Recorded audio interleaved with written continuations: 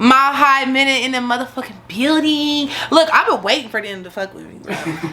It's my moment. It's my moment. But yeah, Mile High Minute. Cowboy the wild boy checking the in. You watching Mile High Minute. How much minute, man? Mile High Minute up. Yeah, that's what's going on. Mile High Minute, man. I know it's going down, man.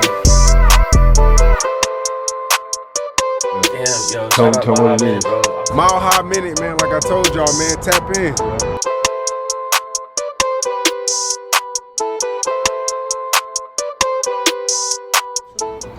Let's get into it. Mile High Minute, #1 podcast in the universe. Today, we got a very special guest, one of the hottest female rappers out here. Yes, sir. What's going on? Big flying pet, that is. Nah, shit, what's up? Nah, yeah. there's a whole bunch going on right now. No, for sure. This is definitely a good interview for sure. I mean, obviously you got your name Renee's, Rachel Bailey's, Kayla Ray's, but we got to talk about Pepper. You know what I'm saying? Pepper. So let's get right into it. So originally Colorado, baby. From Colorado. Born and raised. What part? Denver, Colorado. Rose Medical is where I popped out for sure. Okay. The old building. Definitely an East Side baby. Growing up, were you into anything else before the music, as far as like sports or any other like hobbies? Yeah, Like I played maybe? club volleyball at Hiawatha Davis Center in Park Hill for a little while. At my school, Smiley. I went to Smiley for a while.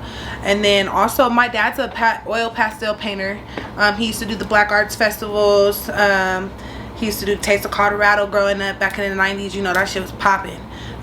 So I definitely have a hand for drawing as well. I'm just a creative mind. So you've always been an artist? Mm-hmm. Hell yeah. What age around would you say that you started getting into rap and just music in general? Music has always been an outlet for me, whether I'm listening to it or singing along or dancing to it. But as far as creating my own music, I would say that resonates with me and my mom freestyling on the couch at 13 and 12. Okay.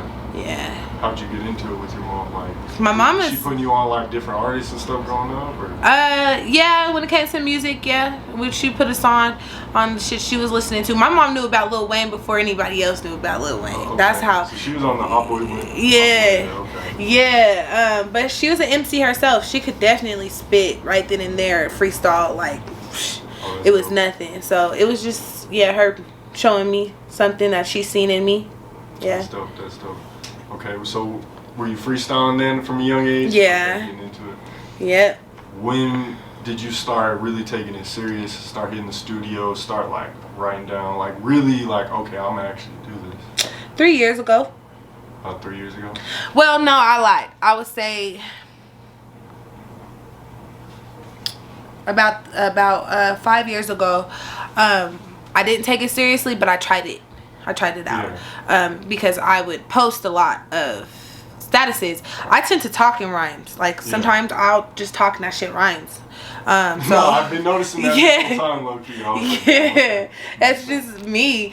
So I would post that shit on Facebook, and my homegirl Pistol P, who's another female artist out here, she just told me one day, like, Pep, you should go to the studio with me and just like hear how you sound saying that shit. And I was like, She's like, just try it out. Think of it as having fun. And that's what I did. As far as like the engineer in the studio we were using at the time, I didn't really fuck with, because they didn't really fuck with me. They weren't taking me seriously. They didn't know how to get me comfortable. So then I found YGAM FL, and I recorded. Off of Chambers? It was on Chambers. It's now on the west side off of like Alameda. Oh yeah, in Lakewood. Yeah, in Lakewood. They're about to, make another direction here soon. But he's the one that made me comfortable and helped me grow as an artist, and find who I am as my sound and what I want to talk about, how I want to come across. That's my brother. We hear like that. So I would say that's where it started with YGAM for sure and Pistol P. Okay, so about 5 years ago you tried it. You say you've been taking it serious for like 3 years? Yep. So what was kind of that, once you tried it, was it just like, this might not be for me, or was it more just like you were busy with other stuff? Yeah. Or, how was that little situation for those 2 years before you're like, all right, I'm taking this serious? Being busy with other stuff definitely was it. I was in love. Like, I was in a long relationship at the time. Like, it was a 5-year relationship. And I was in love. I wanted to be in love. So I didn't really take that. I took that seriously and didn't really take me growing as a person seriously. If I had took me growing as a person seriously, then I would have took music seriously too then. Yeah. And then also like me going and try it, the confidence was lacking in myself because people would make me feel uncomfortable. So I'm like, oh, I'm already nervous, and how you talking to me and how you coming at me is making me feel uncomfortable, so I'm really not trying to do this right now no more. Yeah. So I think after I overcame those things, started focusing on me and my growth and what I wanted to do, and not giving a fuck about what anybody else wants to do, how they think about my shit. That's why I was like, all right, I'm ready to show the public that this is what I be doing behind closed doors. Okay, that makes sense. Shit. Okay, so as far as your personal life goes, you just obviously did the interview spare. You brought up that you're a CNA. Yeah, I'm a CNA, certified nurse assistant. I'm in nursing school as well. I took a break because of the pandemic. Another reason why is my family. I lost my grandpa in August, my mom's dad. So I had to take care of him for a while. He was sick for a couple years. RIP to my grandpa.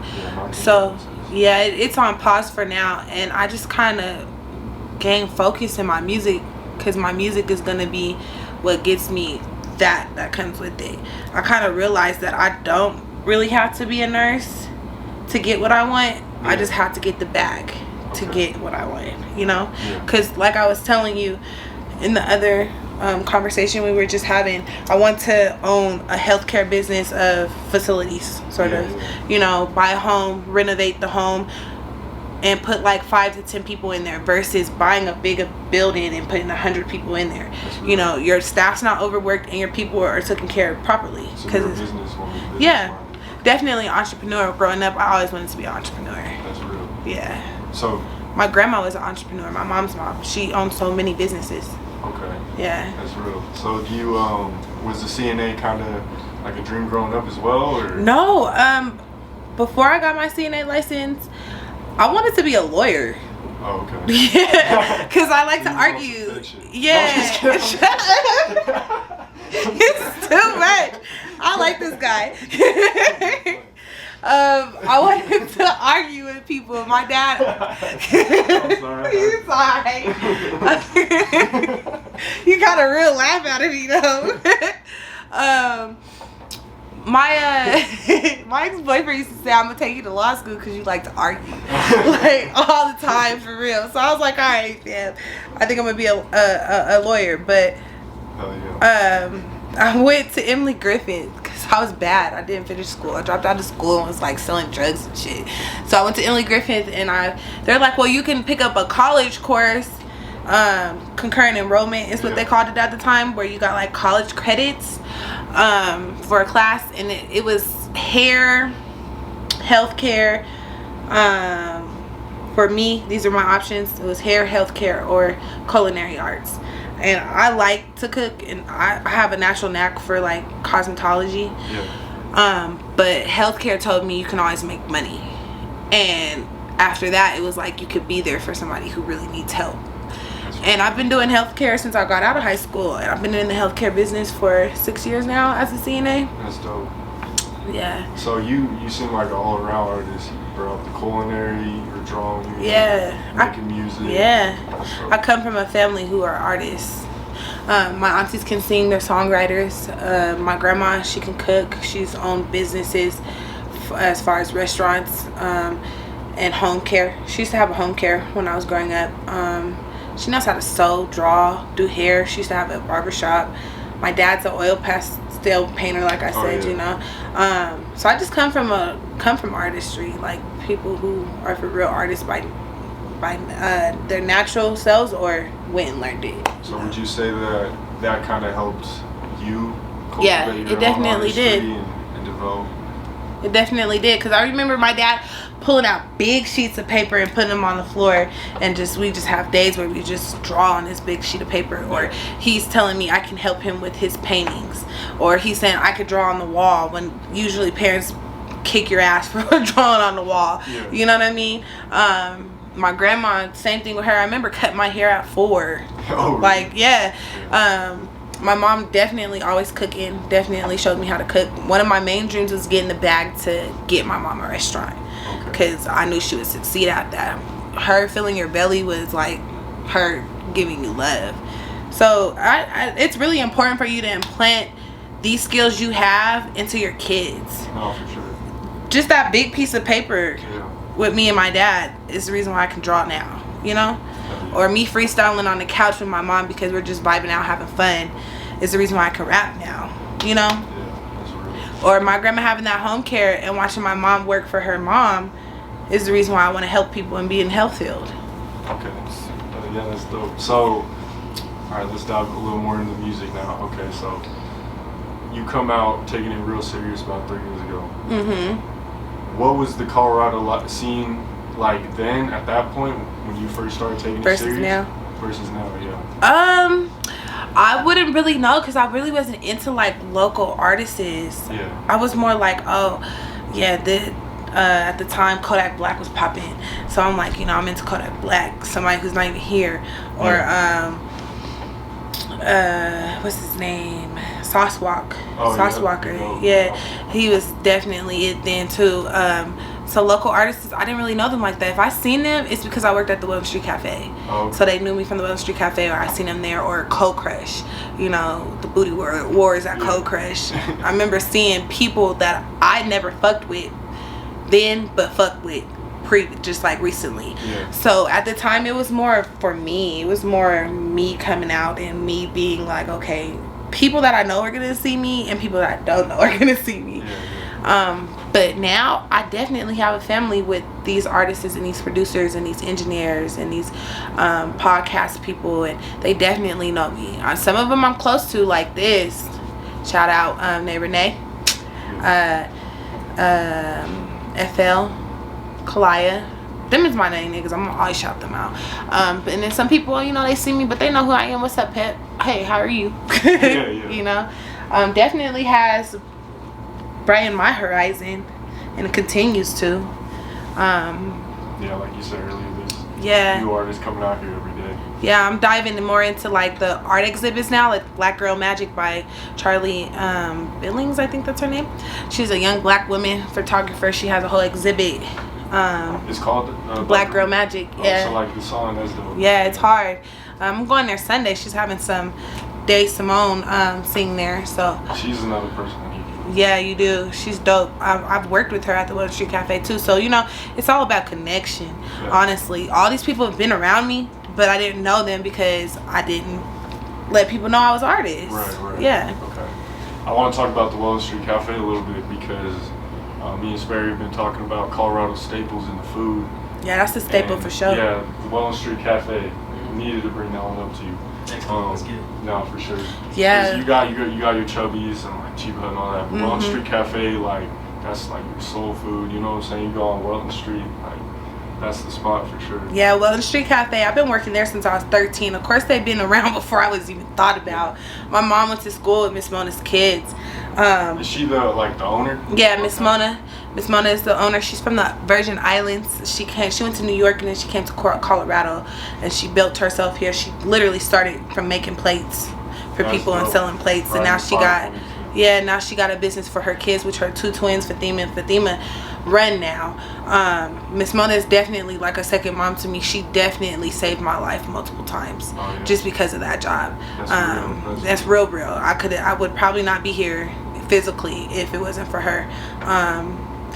I've worked there since I was 13, like full-time job, my nigga, like getting out of school to go to work. So like, you've always been a hustler. Yeah, always been a hustler.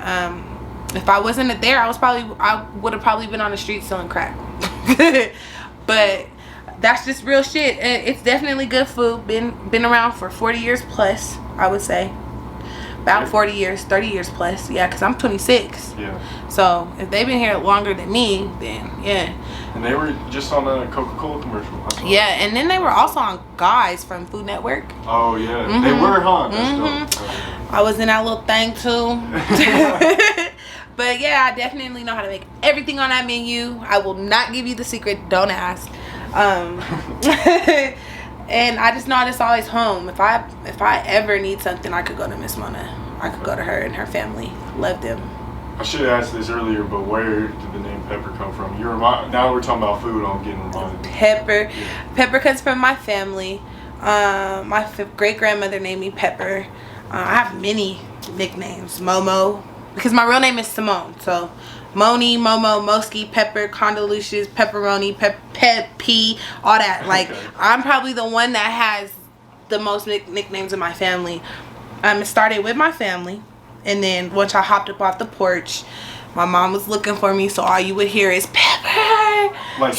Like used to literally scream my name, like Pepper, because I used to live on 31st and Stout, which was by 30th and Downing. And I was either at Curtis Park or at the Downing station, so she'd just be like, Pepper. If I couldn't hear her, somebody'd be like, hey, your mom's looking for you. Yeah. She's calling your name. And that's how everybody knew who I was, because she was screaming after me when I ran up off the porch. But yeah, Pepper. And then Pepper turned into Big Fine Pep, because I'm big and I'm fine. I'm gonna be something. I promise you, everything big with me. Big stacks, big energy, big body. My Benz is a S550. Like, yeah, I'm with all that. And fine, because everything's beautiful from the inside out. That's real. And that's good that you have kind of like a slogan going for you too. Yeah. You know, I was just talking to Tim, because he'd be like, oh God. What did you say? I'd be like, oh God. Oh God. That's how I am with fam. I say Yeah, fam a lot. Yeah. And Sperry Springer, not Jerry Springer. Yeah. About your #1 podcast viewers. Them slogans. Yeah. People remember that shit forever. They do. So that's real. And people, that's business, that's marketing. That's for real. I started Big Fine Pep last year in 2020, like the end of 2019, and people caught onto it like that. Now when people see me, they be like, Big Fine Pep. Like, yeah, that's me. I am her. What's the word? For real. Shit. But Pep is just period. The only time you hear Simone is if I'm in trouble, seriousness is going on, or it's the government coming for me. For real. Oh, for real. Okay. So let's dive back more into some music. Yep. So you said you had the Clowning video. Would you say that kind of broke you out, or? That definitely grabbed people's attention, because before Clowning I had a few songs with the twins, Getting Chicken Money in, and then I had my own song Mouthful, and then I busted out with Clowning. Clowning was just went wild, and when I recorded Clowning, I was like, I don't like this song. I really don't like this song, but I'm gonna drop it because I ain't got shit else. You know what I mean? And this is the only distinct song. I dropped that shit, people were like, who the fuck is she? Yeah. Like, what the fuck? Do you hear what the fuck she's talking about? She's saying like shit. I say shit other bitches ain't gonna say, period. I don't care how ratchet females are getting. I don't care how explicit, no. I'm saying the shit you scared to say. So that's what happened with Clowning. I said shit bitches are scared to say, and the next thing you know, Colorado's like, Clowning? Oh, you rap that? Yeah, bruh, I rap that.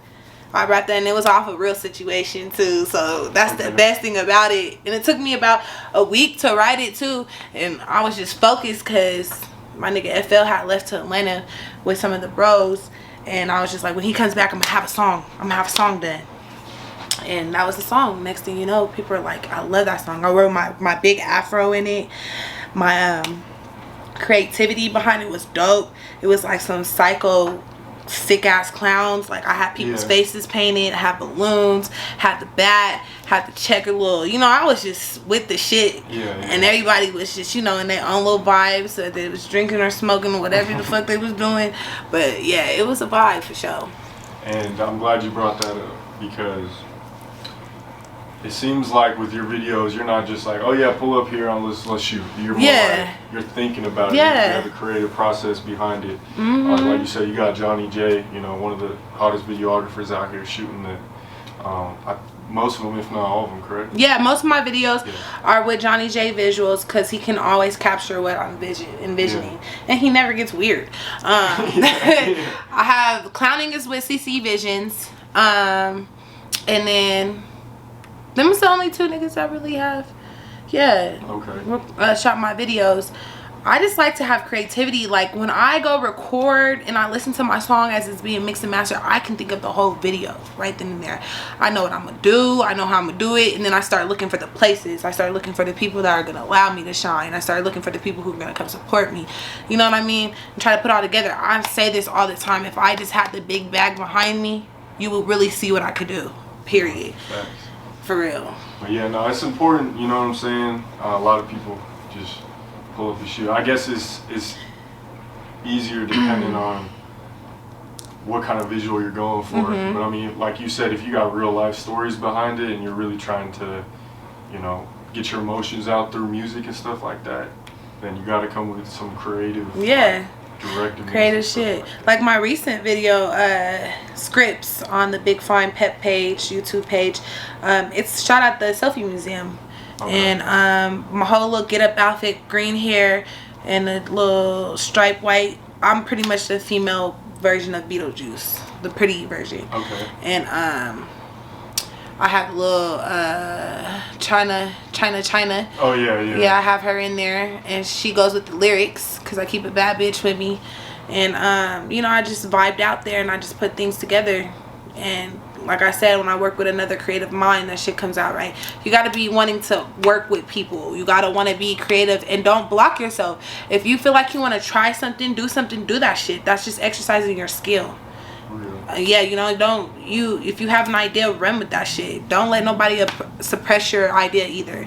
Don't let nobody tell you, no, that's not the way to go. Listen to you, because there's a lot of people with music, like, even if you're just recording, like, you should say it like this, or you should do this instead. No, I don't want. No, still do what you do, and then consider what they do. Yeah. And it depends on who it is. Yeah. If it's someone who's experienced in the music industry. Yeah, you know, right. Take what they say. Don't obviously go all in. Do what you're gonna do at the end of the day. But if it's just some random folks, like, I mean, unless they like real homies or someone that you really trust. Right. Then yeah, listen to them. Or if it's somebody you know that got the credentials and the shit behind them, and they know what they doing, listen to them. Yeah. My mind is a whole different world. It's Pepper's world up there for sure. So, I mean, there's a lot of stuff that I think about and I create in my mind that I can't even explain to people. You know what I mean? Like, if I just had the skill, I'll show you. You know what I mean? So, if I can find somebody that can capture what I'm trying to explain to them and visualize for them, then yeah, we're working. That's real. So I wanted to talk about the Colorado freshman list that came out 2020. Yeah. What was it? Yeah, it was 2020. You were on that. Was I? Weren't you? I don't know. Pretty sure you were. I hope I was.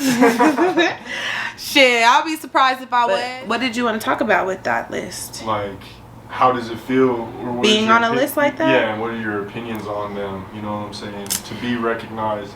And I mean, do you feel slept on? Do you? I still feel like I'm slept on, low key. I'm not gonna lie, I put out lists. You know. What I'm saying? I feel like I'm slept on, low key still. Yeah. I feel like Colorado's not gonna really notice me until others do, because, and this is facts. This is facts, because when I went to Atlanta for 2 weeks in 2019, I dropped the video right before. You know, I promoted myself about how I was going to Atlanta. Yeah. Promoted myself out there. They spun my record at every club I went to. No, nothing. I might have to, you know, slide a nigga $20, but that was probably like once or twice. But they just spun it off rip. Here, niggas won't even play my shit like in the club. They won't even play my shit on the radio. And then that landed me a concert, which landed me a bigger concert, which could have landed me a bigger one, but I had to leave. And it just showed me, like, they fucking with me, bro. Like, they supporting me, bro. And they don't even know me, versus Colorado. And they're just like, oh, she's the girl with the popping ass song. I'm going to go with her because I could probably get in the club. Or, you know, she knows what to woo. Versus, you're talented and I'll fuck with you. I'm going to put you in this position that could get you to this. So, as far as that, that's where I'm slept on. Well, I'm glad you brought that up, because there's 2 points I want to make on that. First off, I gotta say, because when you're talking about Texas with Sperry and shit, I think your whole persona with the music and everything would be perfect down south. Yeah. Especially in like Atlanta. I'm definitely Texas, moving to Atlanta in 2022. Like so I'm glad you brought that up. And two, that's real what you said, like people in your state, not everyone, you know what I'm saying? You're gonna have your foundation, your core supporters where you're from, of course, but a lot of people in your state aren't really necessarily gonna mess with you or fuck with you until they see like, okay. He's going out, he or she's going out of state to do interviews or music videos, or being played at the club. So that's a real point. What's your opinion on that? And I did that shit by myself too. Like, I have no label, I have no manager to this day still. And then I did that shit by myself. That's amazing. My point on that is open up, bruh. Quit being that way. Like, Colorado, stop doing that. Play our shit. Play our shit on the radio. Play our shit in the club. Like, put us on, bro. We come from y'all. Like, and what you want us to go? You want us to go mainstream and be like, I'm from Colorado, but I resign in Texas, and Texas fucks with me. You want me to do that? No, I don't want to do that. I want to be like, I'm from Colorado. Colorado put me on. You know what I mean? Yeah. Just quit. Let that whatever is blocking them chakras go. For real. That's all it'd be. Like, that negative energy, and just, if I eat, you eat. Pretty much. Hell yeah. No, that's real.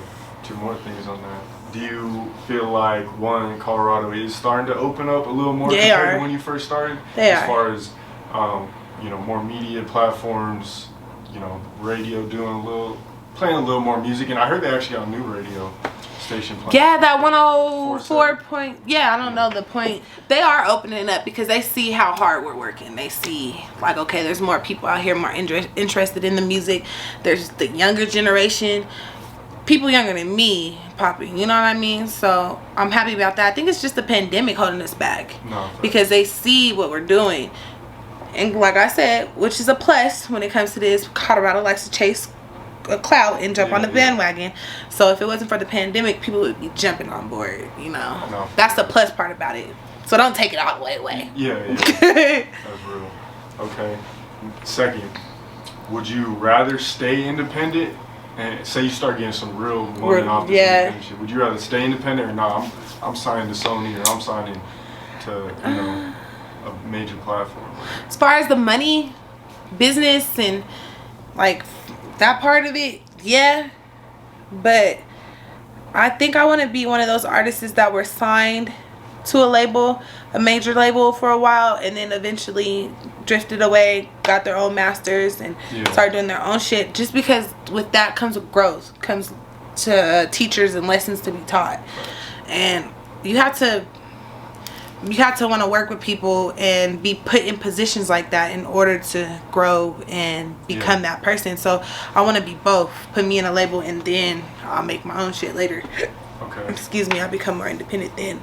Okay. This independent shit's hard, bro. No, for sure, yeah. For real. Like, you gotta, I mean, if you really, at some point you gotta get a team, you know, once you get that foundation. Yeah, and I just posted some shit about that a couple weeks ago on Facebook. Like, I really need a team behind me. Like, this shit's getting hard, my nigga. Like, for real.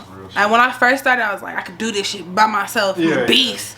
But now I'm like, bro, I can't be everywhere. No. You know? Teams, I mean, it's just going to help you in the long run. But, I mean, I'm not, you know, pressing you or anything about it, because I just now started working with a couple other people. There's been times where I've worked with multiple people, but then there's times where I'm just by myself, you know what I'm saying? So I feel like, shit, Sperry's doing it himself. Like, you know, so. But then you gotta, it goes back to people don't remember their blessings. They forget about their blessings. You gotta go back to that. Like, look, reflect on yourself, and like, yeah, I've been doing this shit by myself, and yeah, it's hard, but look what I've done.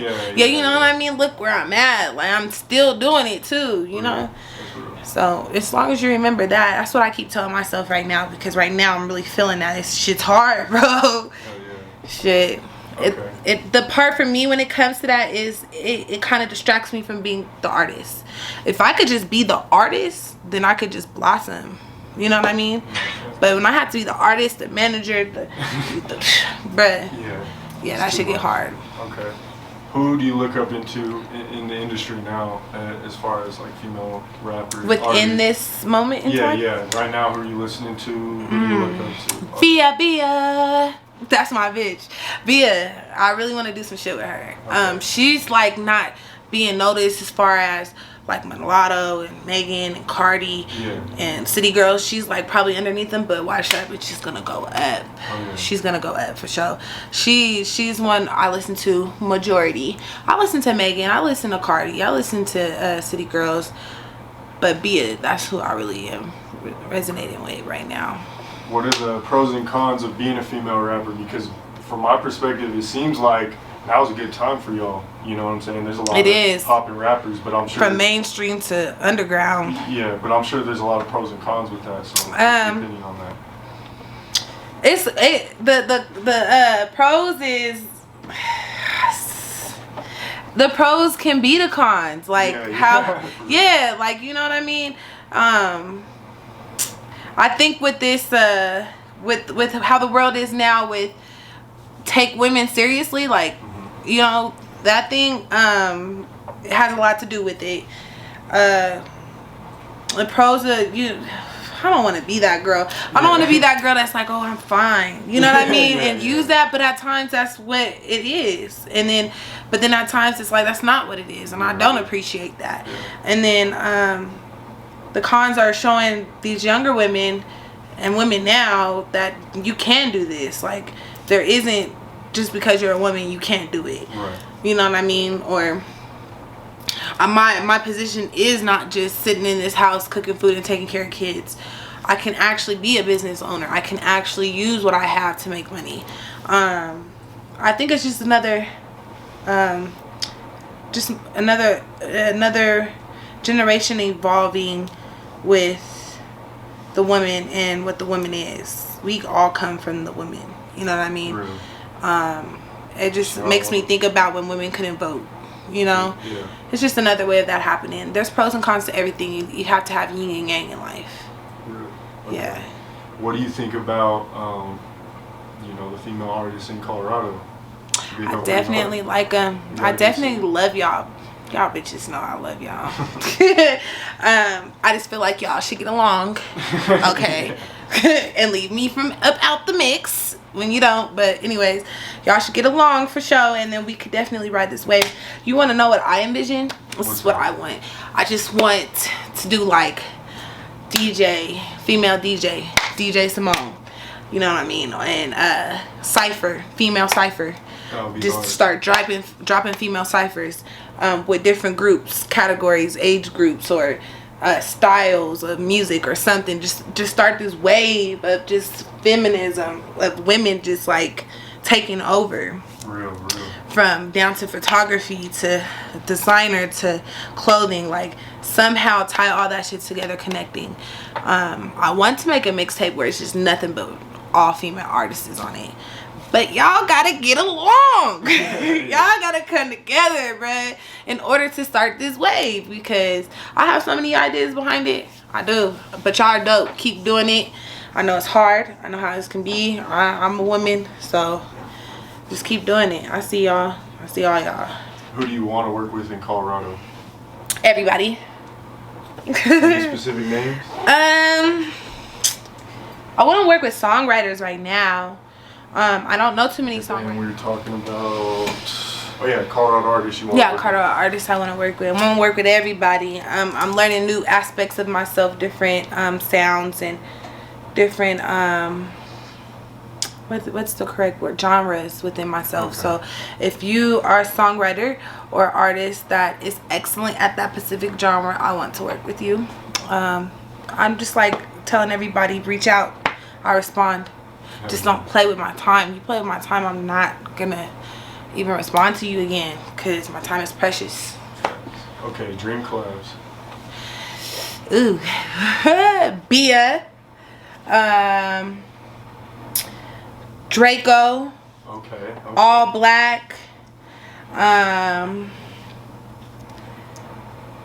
Who else? I was just talking about this. Erykah Badu. Okay. For sure. I don't care how old she is when I get there. Erica Banks, she cool. I haven't really listened to her. Yeah. I just know she's popping now. Yeah. I probably would sound good with her.